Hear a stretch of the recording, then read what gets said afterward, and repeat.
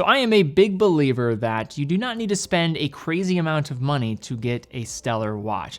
And with that theme, today we're going to be looking at a list of watches, some of the most popular watches in a price category under $100. So with this list, we're not necessarily looking for just the best watches under 100. They also have to be watches that are widely available, mass appealing, mass market appeal, while also being popular among collectors. And I'm also looking at watches that I mostly have some familiarity with, that I am comfortable with recommending under $100, because quite frankly, under $100 is quite a mixed bag when it comes to watches. There are many that are solid. There's also many that are not very good at all. But even in this price range, you can find some absolute gems. There will be some repeats here in terms of brands reoccurring a few times on this list. I think that comes with the territory of looking at this price segment. At the time of recording this video, all of these watches you can find for at $100 or less, some of them even less than the price that I'm indicating here with some of the markdown and discounting that you'll find out on the market. But I say all this just to mention that if prices do change in the future, do not get mad at me if some of these creep above $100. And in case you do have some more money to spend, we put together a collection on our website for the best watches under $300 on our site, teddybaldesar.com. That includes a variety of new G-Shocks. We added over a dozen different models from the G-Shock family that fall well underneath this $300 price point, and some of them even under $100, so check those out. Further, we have a whole list of Seiko 5 models that you can get lost in, Orient Bambino 38s in different colorways, including some special edition pieces. Check those out and a lot more. They'll be in the description down below on teddybaldesar.com. So to kick things off, we start with a brand that is near to my heart in terms of my collecting journey. This was one of the first brands that I added to my personal collection, and that is Timex. The first watch mentioned was actually the first Timex that I ever owned. It was the Timex Weekender. I remember picking one of these up in college, and I think still to this day is one of the most versatile watches that you can get for under $100 while being very cool in the process in terms of its versatility, but also its looks. You can find these on Amazon for around $50, give or take, and you have a variety of different strap options to choose from. I think one of the compelling cases for these watches is that you get it on one strap, you're able to switch it out with a bunch of pull-through nylon straps. You can also elevate the look, given that these are very simple in what they're going for from an aesthetic point of view. You can put this on basically any strap you can think of and it'll still look the part. There are many different case options to choose from. I would say the conventional choice is the 38mm, wears pretty reasonable on the wrist. I'd say it wears true to that size. Not going to be the greatest in the water resistance department. It does also have a plated brass case, so it's not stainless steel, so that's something to consider. But this is a youthful yet classic design. It goes with pretty much any outfit that you're going to potentially pair it with. 24-hour time as well as 12-hour time that you're seeing indicated on the dial, and you have Indiglo, so in the dark, you can see. So we talked about this youthful yet classic. Now let's go more towards the classic and timeless side of things from Timex. Here we have the Easy Reader. Now this watch basically is exactly what it's described to be with that title. Easy to read, optimized legibility, looks the part in a variety of environments, different case sizes to choose from, similar wearing dimensions to the Weekender that we mentioned above, but this is taking more of these larger numerals, a little bit easier to read, doesn't have as much of the field orientation. Now it's not a field watch with the Weekender, but you can see some of that DNA creeping into the design. Less of the case here. This is going for more traditional, everyday, classic styling, and prices that are sometimes even cheaper than that of the Weekender, with a lot of different strap options that you can pair with these. And also these watches have famously been seen on the wrist of Bill Murray. Now, if you want to get the real field watch design from Timex, you have to go for the Expedition. This collection takes up the price just barely to $60, but delivers something that's going to be more in the utilitarian, military theme. I would say the case size that I would recommend for most mass appeal in this collection would be the 40mm options, but you do have a few different sizes to choose from. Classic field watch aesthetic, huge choice of dial variations and colorways. You do get 50 meters of water resistance in this case, also still getting the Indiglo, giving more of this outdoorsy look and feel.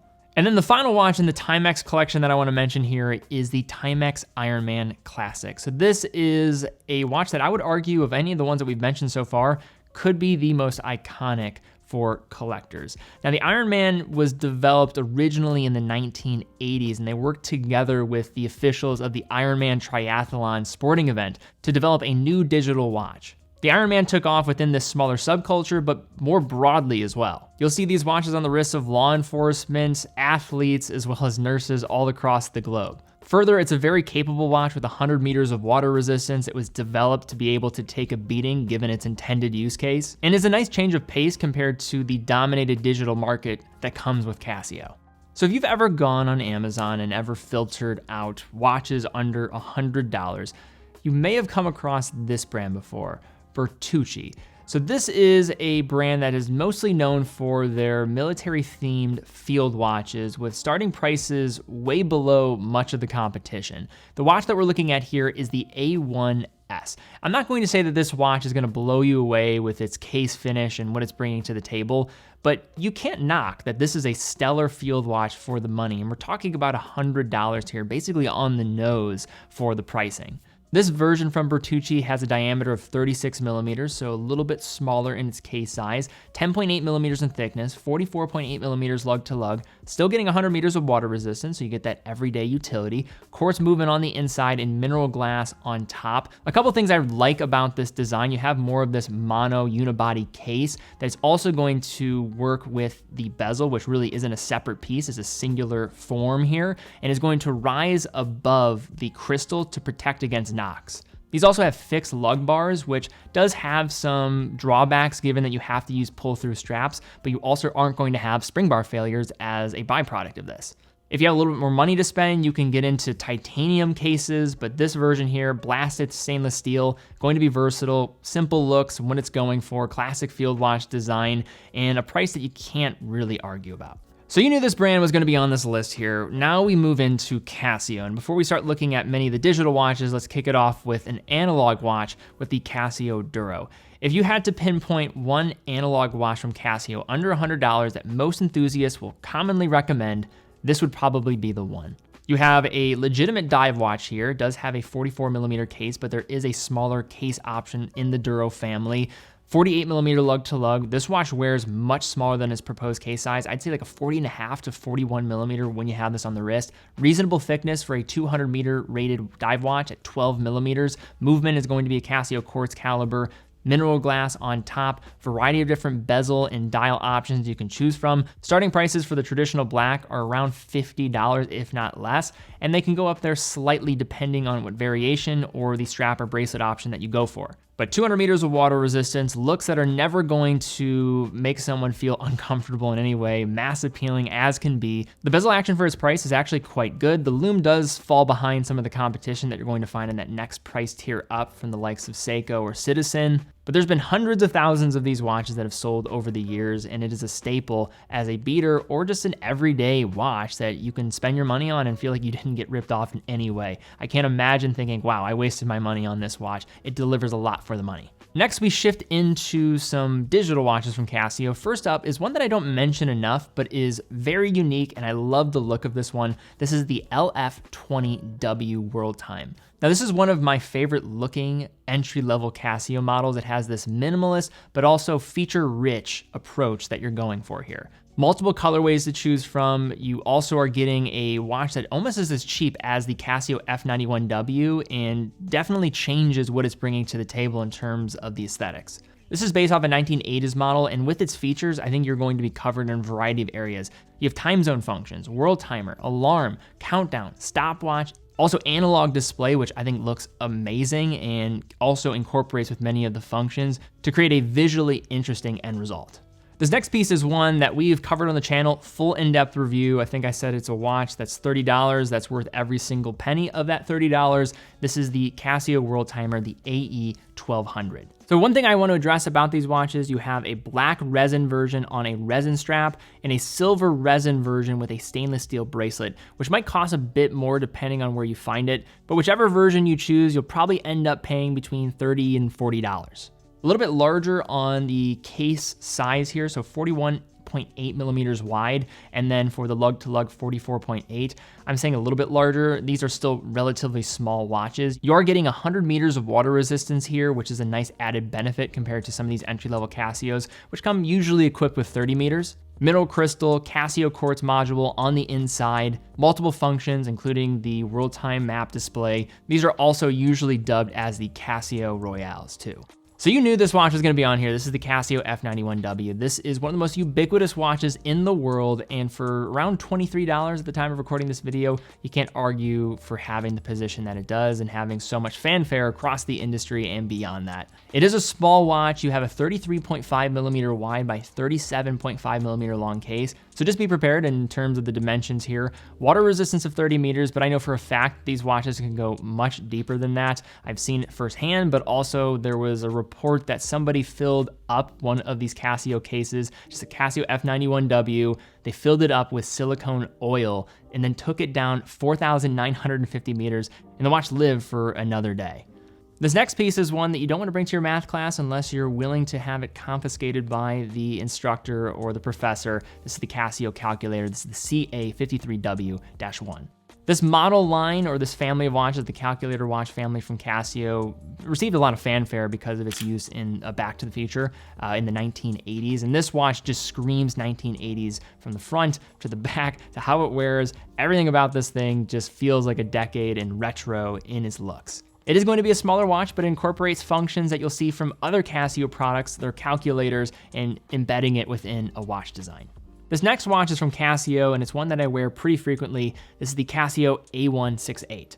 We've covered the silver tone model, we've covered the gold tone version as well, and these both have plated resin cases and stainless steel bracelets. And depending on which one you go for, might change the price here, but you can get these typically starting around $30, if not a little less, depending on where you're at in the world. Again, similar case dimensions to the Casio F91W, so smaller side of things. You also are only getting 30 meters of water resistance, but the functions here are a bit more rich than the Casio F91W. This looks back to the Casiotrons in the 1970s. Also pairing the metal bracelet is a nice add-on feature that make these watches elevated in terms of their feel on the wrist.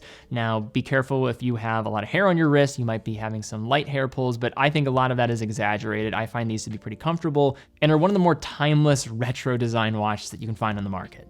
Now, a couple G-Shocks that I want to mention here. The pillar is going to be the Casio 5600. This is the DW5600E-1V. This is going to be the most similar to the original 1980s model. It's been worn by Navy SEALs. It's been worn by dads out there. It's been worn by college kids. Pretty much everybody in between can enjoy this watch. And with its rich set of features, its 200 meters water resistance, wearable case that I would say from a circular case equivalent would be around a 40mm to a 41mm, so it's going to be viable for many wrists out there. This modern package epitomizes the original roots of the G-Shock design. And what I mean by that is that black resin and square case. Another G-Shock here is the DW9052. This is right along with the DW5600 as being two of the most iconic G-Shocks that you can get for the money, especially under $100. Commonly can find these for around $75, $80 for starting prices. They can go up from there depending on what variants you're going for. There's limited edition models basically dropping all the time for these. A little bit larger with its case size, has more of this circular silhouette rather than this square silhouette. Also is going to feature a recessed crystal design. The lugs on this model actually sit on a hinge, more like a traditional watch, and is going to be great for smaller wrists despite its larger silhouette.